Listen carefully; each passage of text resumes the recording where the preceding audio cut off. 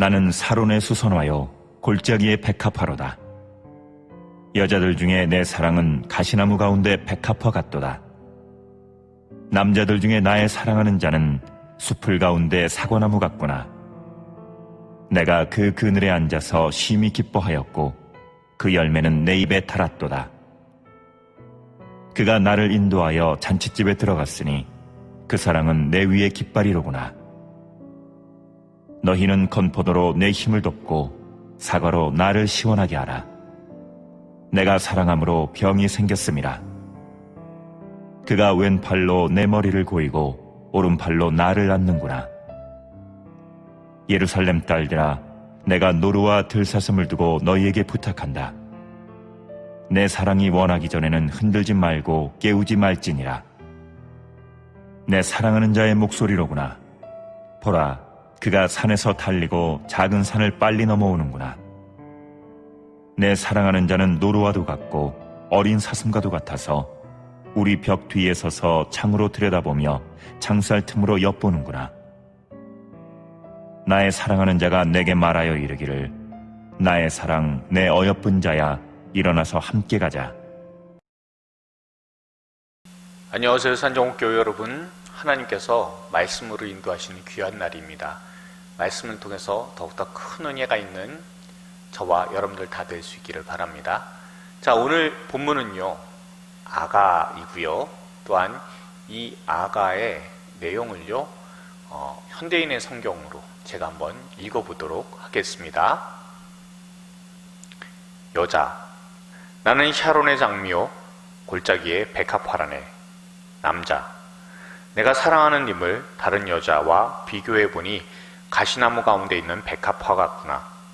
여자, 내가 사랑하는 사람을 다른 남자와 비교해보니 숲속의 사과나무 같구나. 내가 그의 그늘에 앉아서 기뻐하며 그의 열매를 맛있게 먹는구나. 그가 나를 데리고 연회장으로 들어가서 나에게 사랑의 길을 지켜 올렸네. 건포도로 내 힘을 회복시키고 사과로 나를 시원하게 해다오. 내가 사랑 때문에 병이 들었단다.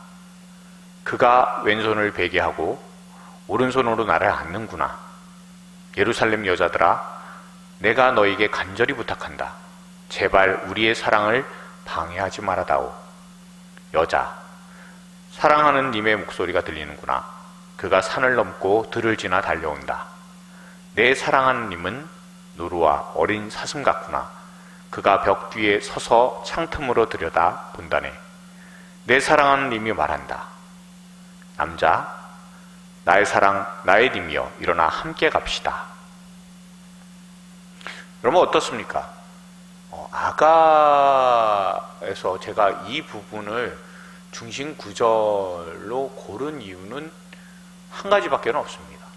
그러니까 다른 데는 조금 너무 노골적이어서 여기가 그나마 조금 수위가 낮고요. 또한 일어나 함께 가자라는 그런 표현이 있기 때문에 이 부분을 골랐습니다.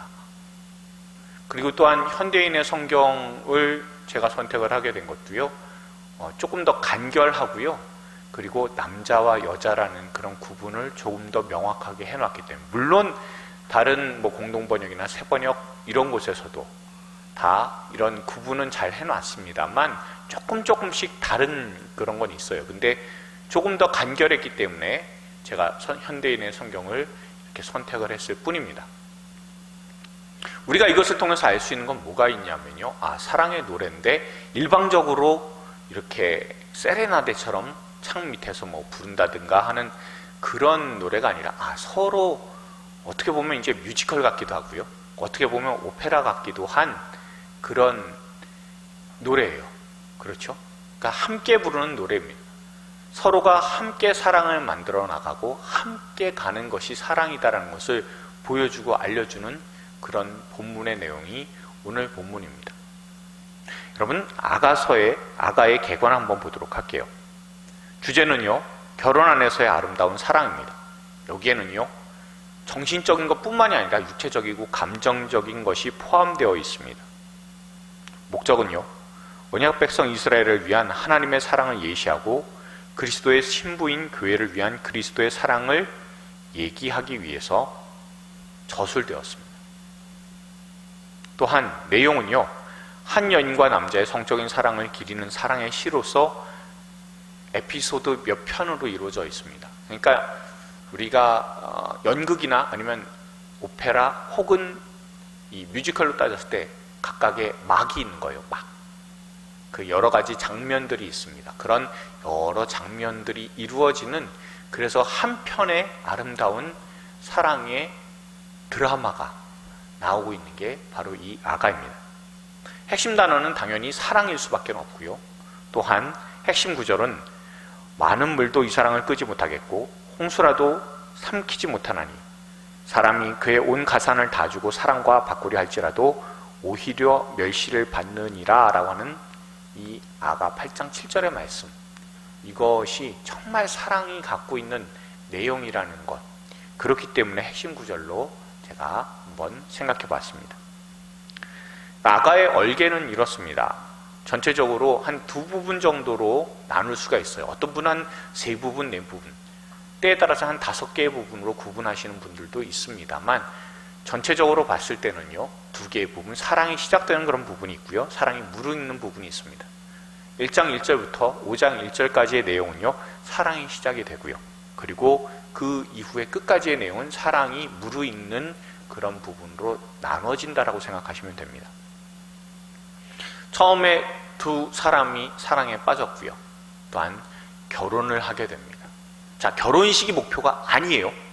여러분 꼭 기억하셔야 되는 게, 아가의 내용은 성대한 결혼식으로 끝나는 게 아닙니다. 결혼을 했는데 그 이후에도 문제가 있고 갈등이 있어요. 그러나 그 문제와 갈등을 넘어서는, 극복하는 사랑의 모습이 그 안에 있음을 우리가 읽어나갈 수 있어야 되는 겁니다. 여러분, 장소는요, 이스라엘이고 한 1년간에 걸친 그런 내용이다. 그리고 우리가 잘 아는 대로 아가, 잠언, 전도서는 솔로몬이 지었다라는 겁니다. 솔로몬이 젊은 시절에 지은 책이 아마 아가일 것이고, 장년 때 한참 열심히, 또한 자신의 모든 것들이 만개했을 때 장년 때 지어진 책이 잠언이고요. 그리고 노년의 삶의 모든 것을 맛보고 삶의 결론을 내는 듯하게 지은 책이 전도서다라는 것을 우리는 알고 있습니다. 이런 구분과 또한 그런 상황들을 잘 보게 될 때 아가서를 더욱더 깊이, 또한 폭넓게 읽을 수 있게 됩니다. 자, 아가서에서의 이미지샷은요, 이미지 그림은 바로 이 그림입니다. 참 아름다운 그림이죠. 그렇죠? 사실은 이거보다는 조금 더 노골적인 그런 그림을 넣어야 되는 게, 아가에서의 뭐 취지를 따졌을 때 아니면 분위기를 따졌을 때는 맞아요. 그런데 교회 성경 공부에서 이렇게 노골적인 그런 내용들을 넣을 수는 없잖아요. 그래서 최대한 뭐 순화시킨 그런 이미지를 넣었습니다. 여기에서 보여주는 것처럼 아가의 주제는 사랑입니다. 근데 그냥 단순한 사랑, 정신적인 사랑을 의미하는 것이 아니라 육체적이고 구체적이고 실제적인 사랑을 의미하고 있다는 것, 그것도 남녀 간의 사랑이라는 것을 여러분들 먼저 기억을 하시면 좋겠습니다. 그리고 또한 이 아가서를 우리가 읽으면서 굉장히 당혹스러운 그런 부분들이 나와요. 왜냐하면 뭐 시편이나 잠언 뭐 이런 내용들을 봐도 사랑에 대한 내용이 등장을 합니다. 그런데 거기서에 등장하는 그런 사랑과는 달리 여기는 굉장히 세속적인 사랑이, 아주 직설적인 사랑들이 나오고 있어요. 그러니까 이거 읽으면서 성경에서 이런 표현이 나와도 되나 싶은 것들이 굉장히 많습니다. 개역 개정으로 읽으면 많이 순화가 되어 있어요. 그렇지만 그것보다도 뭐 다른 번역본들을 보면 조금 더 노골적이고 어떻게 보면 세속적인 말로 좀 찐한 그런 사랑의 내용들이 등장을 하고 있습니다. 거기에 더해서요, 이 아가 전체를 읽어보게 되면 사실 하나님에 관련된 단어는 없습니다. 물론 8장 6절에 여호와의 불이라고 하는 그런 단어가 나오긴 해요. 그런 표현이 나오긴 하지만 그거는 사실상 맹렬한 불, 맹렬한 화염, 도저히 뭐 어떻게 사람 손으로 손 써볼 수 있는 불이 아니라 손 쓸 수 없는 불이니까 여호와의 불로서 해석이 되었을 뿐입니다. 그냥 이 아가에 등장하는 그런 사랑들을 보면요, 다 남녀 간의 통속적인 사랑을 나타내는 것 같아서 그래서 대단히 당황스러울 수밖에 없습니다. 그런데 우리가 하나 알고 있어야 되는 그런 부분들이 있다면, 전에도 제가 잠깐 말씀드린 것 같지만 이 책이요, 이 아가라는 이 책이 성경에서는 상당히 귀한 책입니다. 왜냐하면 그 이스라엘 사람들이 지키는 5절기가 좀 있습니다. 그 5절기는요, 유월절, 오순절, 성전 파괴일, 장막절, 불임절 이렇게 돼요. 그런데 이 중에 한 절기 때 읽었던 책이 바로 이 아가입니다. 이 아가를 언제 읽었는지 제가 전에 말씀을 드렸어요. 바로 유월절날 읽었습니다. 룻기는 오순절에 읽었고요. 예레미야, 애가는 성전 파괴 애도일날 읽었습니다. 성전 파괴된 날을요, 보통 5월 9일로 잡거든요. 그래서 성전 파괴가 되었을 때 그때를 애도하고 기념하면서 읽은 책이 예레미야, 애가입니다. 그리고 전도서는 장막절날 읽었고요. 그리고 에스더는 불임절날 읽었습니다. 물론 불임절의 유래가 에스더에 나오기는 합니다. 그런데 이 아가를 6월절날 읽었다. 여러분 상상이 되십니까? 이 안에 노골적인 그런 표현이 있기 때문에 그래서 이 책은 20세 이하의 그런 청년들은 못 읽었던 책이에요. 그러니까 지금으로 따지면 19금 딱지가 붙은 책입니다. 그런데 이 책을 공개적으로 어떻게 6월절날, 그것도 유대인들이 굉장히 중요하게 여기는 바로 그 6월절날 읽을 수 있었느냐라는 겁니다. 여기에 나타나는 그런 사랑이 단순히 통속적인 사랑으로서만 끝나지 않는다는 것을 우리가 기억을 해야 돼요.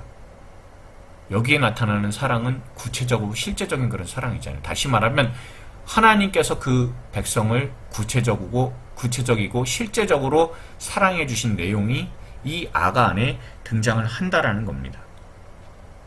그럼에도 불구하고 우리가 생각해야 되는 것이 있다면 여기에 나타나는 사랑은 대단히 노골적인 그런 사랑이기도 합니다. 그래서 이 아가에 대해서의 해석이 굉장히 많은 논란거리가 있기는 했었어요. 그 2차 콘스탄티노플 회의가 주후 381년에 개최가 되었었는데 그때 이 아가서를 하나님께서 교회를 사랑하신 것으로 해석하자라고 주장을 했었던 사람들이 대부분인데 그 중에 테오도루스라는 사람이 있어요. 이분이 아니 그것보다는 문자적으로 우리가 남녀간의 사랑으로 해석을 해야 된다라고 주장을 했다가 이단으로 몰렸습니다. 또한 종교개혁 때 카스텔리오라고 하는 사람이 이것을 하나님께서 교회를 사랑하신 것 그걸로써 우리가 은유로 읽어야 된다라는 그런 주장들을 할 때 이 카스텔리오라는 분도 결국에는 문자적으로 다 읽어서 남녀간의 사랑의 노래다라고 우리가 읽는 게 어떻냐라고 제안을 했다가 추방을 당했어요. 그러니까 해석상에 대단히 문제가 여러 번 일어날 수밖에 없었던 그런 책입니다. 그러니 이게 구약에서의 정경, 그 구약 성경 안에 들어오는데도 사실상 논란이 좀 있었습니다. 그런데 이 모든 것들은 어떻게 해석을 하게 됐냐면 하나님께서 그 백성 사랑하신다라는 것과 함께 그리고 하나님께서 그 백성을 사랑하실 때 구체적이고 실제적으로 사랑하신 그 모습처럼 이렇게 사랑하셨다라는 것 또한 거기에 더해서 하나님께서 주신 남녀간의 사랑은 또한 배우자 안에 그 순수한 사랑은 그것은 하나님께서 주신 선물이다라는 그런 분명한 의식이 그 안에 생겼습니다. 그래서 이 아가가 성경 안에 들어오게 되었고요. 또한 이런 부분에 대해서는 이 아가를 솔로몬이 젊었을 때 지었다라고 우리가 알고 있잖아요. 그러면요, 솔로몬은 계속해서 이제 이거 비슷한 그런 내용들을 이야기를 해요. 잠언에서도 보면요, 내 세모로 복되게 하라, 내가 젊어서 취한 아내를 즐거워하라라는 그런 말씀을 잠언 5장 18절에서 기록하고 있어요. 여기에서 복되게 하라, 샘으로 복되게 하라라는 것은 은유입니다. 그렇죠?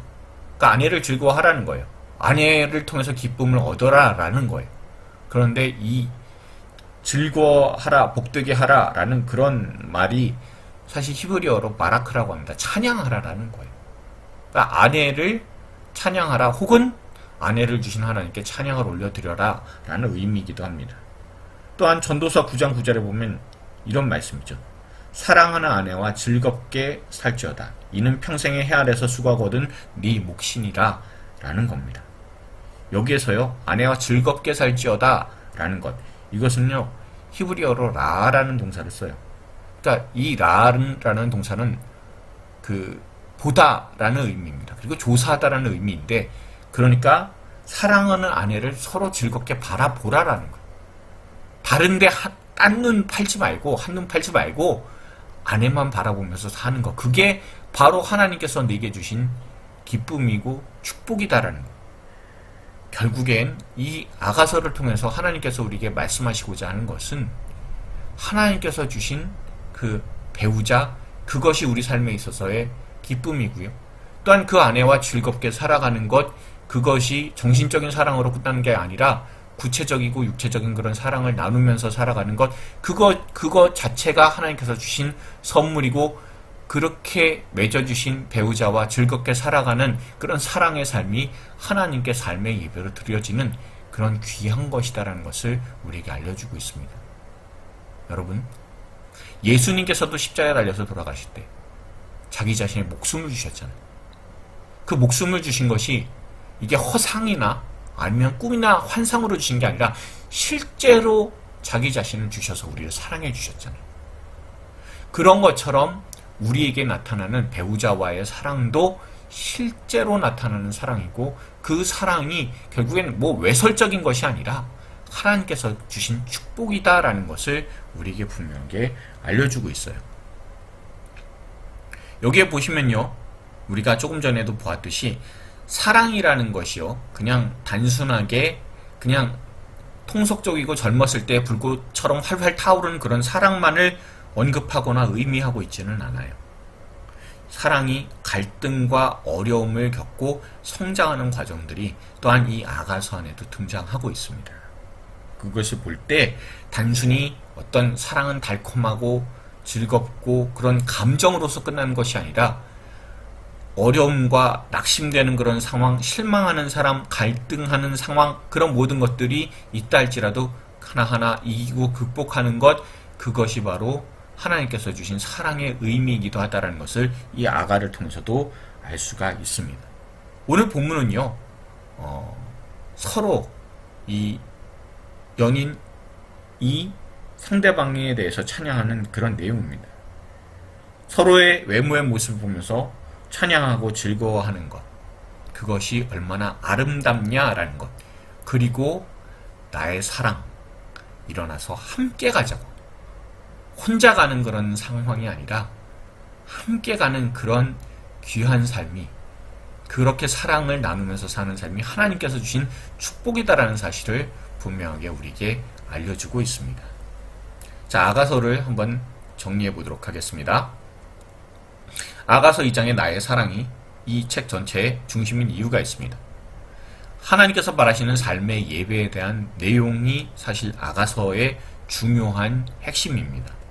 여기에 보시면요, 배우자를 사랑하는 것이 있고요, 이것은 겉으로 드러나는 것이지만 하나님을 사랑하는 그런 내용이 그 안에 들어가 있습니다. 배우자를 사랑한다라는 것은 육체적 사랑에 대한 긍정적인 표현입니다. 그런데 여러분, 이 배우자를 사랑하는 데 있어서 타락한 이후에, 사람이 죄를 지은 이후에는 이 사랑 자체가 다 왜곡이 되었고, 그리고 어떻게 해서든 자기의 주도권을 형성하려는 그런 다툼으로 변질이 된 게 사랑이기도 하고요. 그 사랑을 이용해서 세상에서는 얼마든지 나쁜 짓을 하고 얼마든지 악한 짓을 하는 것을, 범죄로 이용되고 이어지는 것을 우리는 참 많이 보게 되잖아요. 그런데 그런 변질된 사랑이 아니라 하나님께서 주신 이런 귀한 배우자를 통해서 순수한 사랑이 어떤 것이었는지, 그러니까 창세기 3장 이후에 타락한 사랑이 아니라 창세기 1, 2장의 순수하고 아름다운 그 사랑을 다시 한번 볼 수 있게끔 하는 내용이 바로 이 아가의 내용입니다. 그리고 또한 이것을 통해서 하나님께서는 무엇을 원하시느냐라고 했을 때 하나님을 사랑하는 방법들을 배우자를 통해서 보게 된다라는 거예요. 한 사람을 향한 충성이 연습이 되고 또한 실전이 되고 그러는 것이 그게 배우자를 통해서 우리가 삶 가운데서 훈련이 되는 거죠. 이것을 통해서 하나님만을 더욱더 사랑하게 되도록 주님께서는 그렇게 만드셨음을 우리가 알 수가 있습니다. 그러니까 하나님을 사랑한다라는 그런 내용들이 어떤 내용이냐면 결국에는 죄로 왜곡된 사랑에 대해서 교정을 시켜주는 것. 세상에서의 사랑과는 다르게 예수 믿는 사람, 하나님을 믿는 사람의 사랑은 어때야 되는지 분명히 알려주는 내용이 바로 이 아가의 내용이기도 합니다. 아가의 강조점은요, 건강한 사랑 속의 삶의 예배다라고 할 수가 있어요. 아가서에 등장하는 사랑은요, 갈등을 넘어서 성장하는 사랑이고요, 또한 실제적이고 구체적인 사랑이다라는 것을 늘 기억하실 수 있기를 바랍니다. 또한 육체적인 사랑의 내용이 굉장히 많이 등장을 합니다. 그런데 이것은 뭔가 잘못되고 불편한 사랑이 아니라 건강한 사랑이라는 거예요. 그리고 이것은 하나님의 선물이다라는 겁니다. 아까도 말씀드린 것처럼 논란 참 많은 책입니다. 유대교 정경에서 제외될 뻔한 적도 있었지만 하나님께서 주신 사랑의 노래라는 것을 인정하고 사랑이란 정신적으로만 되는 것이 아니라 분명히 육신의 사랑도 있다라는 것을 건강하게 인정을 했기 때문에 그래서 우리 신앙의 선배들이 이 아가를 하나님의 말씀으로 분명히 받아들였고 하나님의 뜻을 알게 되었다는 것을 여러분 기억하시기 바랍니다. 또한 기독교의 해석은요, 주님과 교회의 구체적인 사랑에 대해서 조금 전에 말씀드린 것처럼 예수님께서 난 너 사랑해 라고 말씀만 하지 않으셨고 환상으로만 보여주신 것이 아니라 자신의 몸을 주신 실제적인 사랑을 우리와 교회를 위해서 해주셨다는 것을 우리는 압니다. 그런 모습들이 이 사랑의 노래 아가 안에 담겨져 있다는 것을 우리가 늘 볼 수 있어야 되고요. 또한 배우자와의 올바른 관계 다시 한번 생각하게 함으로 말미암며 그것을 통해서 우리가 배우자와의 올바른 관계에 있는 것, 그렇게 사랑하는 것, 그게 바로 우리에게 있어서의 의미 있는 삶의 비결이다라는 것을 알려주는 책이 이 아가서다라는 것을 생각하시며 묵상하실 수 있기를 바랍니다. 묵상을 위한 질문합니다. 첫 번째입니다. 하나님께서 당신을 사랑해 주시는 것을 실제적으로 체험한 적은 언제입니까? 두 번째입니다. 아름다운 가족 간의 사랑과 배우자와의 사랑을 하나님께서 삶의 예배로 받으시는 이유는 무엇이겠습니까? 여러분, 다시 한번 말씀을 드립니다. 아가는요, 우리에게 나타나는 하나님의 사랑이 그냥 정신적으로 머릿속으로만 이루어진 사랑이 아니다라는 것을 분명히 보여줍니다. 두 연인이 실제적이고 구체적으로 사랑하듯 예수 그리스도께서도 우리에게 실제적이고 구체적이고 그런 모습으로서 십자가에 달려서 돌아가셨다는 것 여러분들 꼭 기억하시고, 하나님께서 나를 사랑해 주시는 것이 구체적이고 실제적으로 사랑해 주신다는 것을 우리가 늘 기억하며 주님의 사랑에 아멘으로 반응하고 하나님께 영광 올려드리며 우리의 삶에 실제적이고 구체적인 사랑의 열매들을 하나님께 맺어나갈 수 있는 저와 여러분들 다 될 수 있기를 소망합니다. 기도하시겠습니다. 그렇습니다, 주님. 우리는 우리에게 주신 우리의 사랑하는 사람들, 특히 가족과 배우자가 얼마나 소중한 사람인지 종종 잊어버리고 삽니다. 그러나 하나님께서는 가족과의 사랑을 통해 그 안에 하나님께서 실제적으로 우리를 얼마나 사랑하는지 깊이 새겨놓으셨습니다. 이것을 우리가 늘 기억하고 사랑의 대상을 허락하신 우리 주님을 더욱 사랑하게 하여 주시옵소서. 우리를 연인처럼 깊이 목숨을 다해 사랑해 주신 예수님의 이름으로 기도드렸습니다. 아멘.